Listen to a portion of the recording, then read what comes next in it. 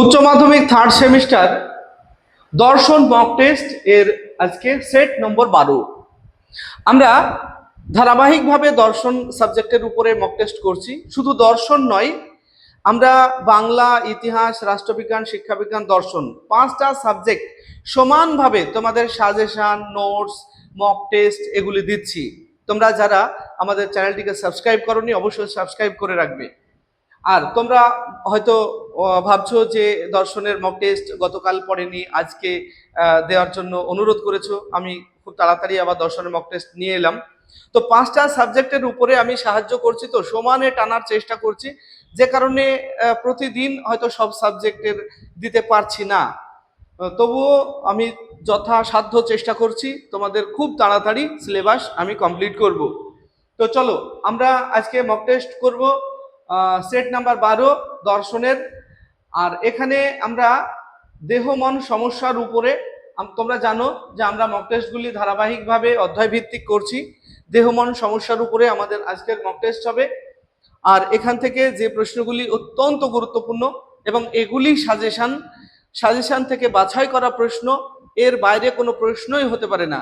তোমরা প্র্যাকটিস করো আর কতটা ঠিক হচ্ছে সেটা তোমরা নিজেকে যাচাই করে নাও যে তোমার প্রস্তুতি কতটা হলো।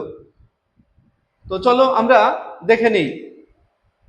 1 নম্বর প্রশ্ন, ডেকার্ত দেহ ও মনের সম্পর্ক বোঝানোর জন্য কোন উপমা ব্যবহার করেছেন? অপশন এ জাহাজ ও জাহাজের পাইলট, অপশন বি যন্ত্র ও যন্ত্রী, অপশন সি চালক ও চালিত, অপশন ডি সবকটি ঠিক। দেখো এখানে কোনটা ঠিক হবে তোমরা ঠিক করে নাও, কারণ এটা টেক্সট যারা পড়েছো তাদের অসুবিধা হবে না আশা করি। এই যে 4টে অপশন দিলাম, পরীক্ষাতেও তোমাদের এইভাবেই একটা প্রশ্নের সঙ্গে 4টে অপশন থাকবে। ফাইনালে যেমন প্রশ্ন হবে ঠিক সেভাবেই তোমাদের প্রশ্ন সাজিয়েছি আমি। তোমরা কোনটা ঠিক হবে সেটা মার্ক করে রাখো। আমি আগেও বলেছি, আবার যারা নতুন তাদের জন্য বলছি, তোমরা 1 থেকে 10 পর্যন্ত সিরিয়াল করে নেবে। 1 হাইফেন দিয়ে শুধু চিহ্নিতকরণ করবে, তোমরা সংকেতে লিখবে এ, নাহলে বি, সি বা ডি, যেটা সঠিক হবে সেটা। এরপর আমি তোমাদের অ্যান্সার কি দেব এই ভিডিওর শেষে, তারপরে তোমরা সেটা মিলিয়ে দেখবে যে তোমার কটা ঠিক হলো। তোমরা হয়তো অনেকেই বলবে যে স্যার সঙ্গে সঙ্গে উত্তরগুলি বলে দিলে ভালো হয়, আবার কেউ কেউ বলছো যে না স্যার আগে উত্তর বলবেন না, আগে উত্তর বললে আমাদের পরীক্ষার মতো হচ্ছে না, ভাবার সময় পাচ্ছে না, কারণ 2-1টি প্রশ্নে ভাবার প্রয়োজন হয়। তো তাই বেশিরভাগ ছাত্রছাত্রী সমর্থন করেছো যে উত্তরগুলি পরে বলে দেওয়ার জন্য, তাই আমি উত্তরগুলি পরে বলে দিচ্ছি। আর এই সমস্ত প্রশ্নের ব্যাখ্যা তো আমি সাজেশনের মধ্যেই দিচ্ছি। আবার যদি কোনো বিষয়বস্তু ভিত্তিক জানতে চাও সে বিষয় নিয়েও আমরা আলাদা আলোচনা করব। এবার 2 নম্বর প্রশ্ন, ক্রিয়া প্রতিক্রিয়াবাদের সমর্থক হলেন? Option A Descartes, option B Berkeley, option C Spinoza, option D Leibniz. কোনটা সঠিক হবে 2 হাইফেন দিয়ে তোমরা সংকেতে লিখে রাখো। এরপরে 3, দেহ মনের সম্পর্ককে কেন্দ্র করে লাইবনিজের মতবাদের নাম হলো? অপশন এ পূর্ব প্রতিষ্ঠিত শৃঙ্খলাবাদ, অপশন বি ক্রিয়া প্রতিক্রিয়াবাদ, অপশন সি কর্মবাদ, অপশন ডি উপলক্ষবাদ। এরপরে দেখো 4, ডেকার্তের ক্রিয়া প্রতিক্রিয়াবাদের অপর নাম হলো? অপশন এ সমান্তরালবাদ, অপশন বি দ্বিভঙ্গিবাদ, অপশন সি সমান্তরবাদ, অপশন ডি মিথস্ক্রিয়াবাদ। 5, কনসেপ্ট অফ মাইন্ড গ্রন্থটির রচয়িতা হলেন? Option A Plato, option B Aristotle, option C Kant, option D Ryle. এরপর 6 নম্বর প্রশ্ন, দেহ মন সম্পর্কিত স্পিনোজার মতকে দ্বিভঙ্গিবাদ বলে উল্লেখ করেছেন? Option A Descartes, option B Arnold বুলিং, option C Nicolas Malebranche, option D Hospers. এরপর 7, দ্বিভঙ্গিবাদের অপর নাম? দ্বিভঙ্গিবাদের অপর নাম অপশন এ দ্বৈতবাদ, অপশন বি উপলক্ষবাদ, অপশন সি ক্রিয়া প্রতিক্রিয়াবাদ, অপশন ডি দ্বিপার্শ্ববাদ।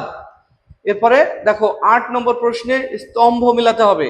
তোমাদের কিন্তু এই অধ্যায় থেকে স্তম্ভ মেলানোর একটা প্রশ্ন দেবে, তাই তোমরা সতর্ক থাকবে। স্তম্ভ মেলানোর প্রশ্নের উত্তর কিভাবে দিতে হয় দেখে নাও। প্রথমে স্তম্ভের বাঁ দিকে রয়েছে এ বি সি ডি। এ হলো দ্বৈতবাদী, বি হলো কারণ হলো কার্য উৎপাদক শক্তি, সি হলো সমান্তরালবাদ, ডি হলো জড়দ্রব্য অর্থহীন। আর ডান দিকে রয়েছে দেখো দার্শনিকদের নাম। 1 নম্বরে আছে স্পিনোজা, 2 লক, 3 আছে ডেকার্ত, 4 আছে বার্কলে। এখন যদি আমরা স্তম্ভ মেলাই তাহলে কার সঙ্গে কার ম্যাচ করবে, তার বিকল্প দেওয়া আছে চারটে, মানে এগুলি সবই ধরবে এ বি সি ডি হিসাবে। এ এর সঙ্গে মানে এই এ এর সঙ্গে 4 এর, বি এর সঙ্গে 1 এর, সি এর সঙ্গে 2 এর, ডি এর সঙ্গে 3 এর। এখানে যেমন বি অপশনে এ এর সঙ্গে 3 এর, বি এর সঙ্গে 1 এর, সি এর সঙ্গে 2 এর, ডি এর সঙ্গে 4 এর। এইভাবে তোমরা ধরে নিয়ে এই চারটে বিকল্পের মধ্যে কোন বিকল্পটি সঠিক হবে, সঠিক ম্যাচ করালে কোন বিকল্পটি সঠিক হবে সেটা তোমাদেরকে লিখতে হবে এ বি সি ডি তে। তো তোমরা এই প্রশ্নগুলি অবশ্যই লিখে রাখবে। এগুলি হলো সাজেশন ভিত্তিক প্রশ্ন, আমাদের বিভিন্ন টেস্ট পেপার এবং বিগত বছরের প্রশ্ন এবং আমার দীর্ঘ অভিজ্ঞতাকে কাজে লাগিয়ে এই প্রশ্নগুলি বাছাই করেছি। এর বাইরে কোনো প্রশ্নই হতে পারে না। ধারাবাহিকভাবে যদি তোমরা মক টেস্টগুলি প্র্যাকটিস করো তার মধ্যে থেকে অবশ্যই অবশ্যই কমন পাবে। চলো 9 নম্বর প্রশ্ন দেখে নেবো আমরা এবার। দেখো 9 নম্বর প্রশ্নে এবার সত্য মিথ্যা রয়েছে। তোমাদের এই রকম প্রশ্নও আসতে পারে, স্তম্ভ মেলানো থাকতে পারে, অথবা সত্য মূল্য মানে সত্য মিথ্যার উপরেও প্রশ্ন থাকতে পারে। একটা প্রশ্ন এরকম থাকবে, সত্য মিথ্যা থাকলে আর স্তম্ভ দেওয়া থাকবে না, স্তম্ভ মেলানো থাকলে আর সত্য মিথ্যা থাকবে না। দু রকম প্রশ্নের মধ্যে যে কোনো রকমের একটা মাস্ট আসবেই আসবে। তো দেখো এখানে 4টে পয়েন্ট আছে, 4টে পয়েন্টের কোনটা সত্য কোনটা মিথ্যা তার উপর নির্ভর করে তোমার এই 4টে বিকল্প তোমাকে নির্বাচন করতে হবে কোন বিকল্পটা সঠিক হবে।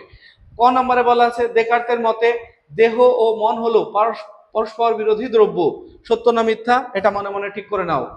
খ দেকার্তের মতে পিনিয়াল গ্রন্থির মাধ্যমে দেহ ও মনের মধ্যে ক্রিয়া প্রতিক্রিয়া সংগঠিত হয়, সত্য না মিথ্যা এটা মনে মনে ঠিক করে নাও।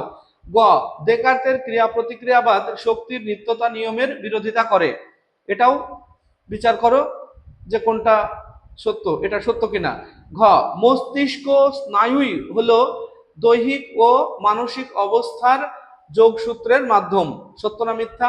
তাহলে 4টে অপশন পয়েন্ট বললাম, এই 4টে পয়েন্টের মধ্যে অপশন এ তে বলা আছে যে প্রথম দুটো সত্য তারপরে দুটো মিথ্যা, বি এ বলা আছে যে প্রথমটা মিথ্যা তারপরে সত্য তারপরে দুটো মিথ্যা, সি এ বলা আছে প্রথমটা সত্য তারপরে একটা মিথ্যা তারপরে সত্য তারপরে মিথ্যা, ডি এ বলা আছে যে সবগুলি সত্য।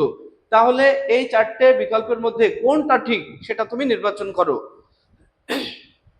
এরপরে 10 নম্বর প্রশ্ন, এখানেও একটা স্তম্ভ রয়েছে, ডান দিক আর বাঁ দিক দুটো তালিকা রয়েছে। এই তালিকা দেখে তোমাকে ম্যাচ করানোর পর বলতে হবে যে কোন বিকল্পটি সঠিক হবে। বাঁ দিকে রয়েছে এ নম্বরে মিথস্ক্রিয়াবাদ, বি এ বহুত্ববাদ, সি এ অদ্বৈতবাদ আর ডি এ দ্বিপার্শ্ববাদ।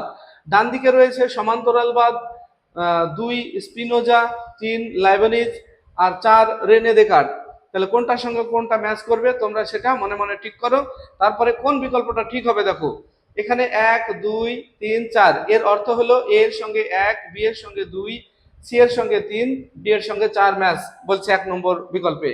2 নম্বর বিকল্পতে বলা আছে এ এর সাথে 3 এর ম্যাচ, বি এর সাথে 2 এর, সি এর সঙ্গে 4 এর আর ডি এর সঙ্গে 1 এর ম্যাচ করবে। এইভাবে তোমরা বুঝে নেবে, দিয়ে এই 4টে বিকল্পের মধ্যে কোন বিকল্পটি সঠিক হবে সেটা তোমরা নির্বাচন করো। তাহলে এখানে 10টা প্রশ্ন তোমাদের জন্য বললাম। আশা করি এতক্ষণে তোমরা 10টা প্রশ্নের উত্তর দিয়েছো এবং খাতায় লিখে রেখেছো। এবার আমি তোমাদের অ্যান্সার কি দেব আর তোমার খাতার সঙ্গে তুমি মিলিয়ে নেবে যে তুমি কটা ঠিক করতে পারলে।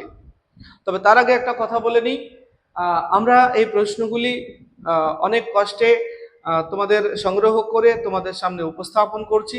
তার প্রতিদান হিসাবে তোমরা আমাকে দেবে তুমি কটা ঠিক করতে পারলে একটা কমেন্ট, যে আমি 10টা প্রশ্নের মধ্যে থেকে 8টা ঠিক করলাম বা 9টা করলাম বা 10টায় ঠিক করতে পারলাম।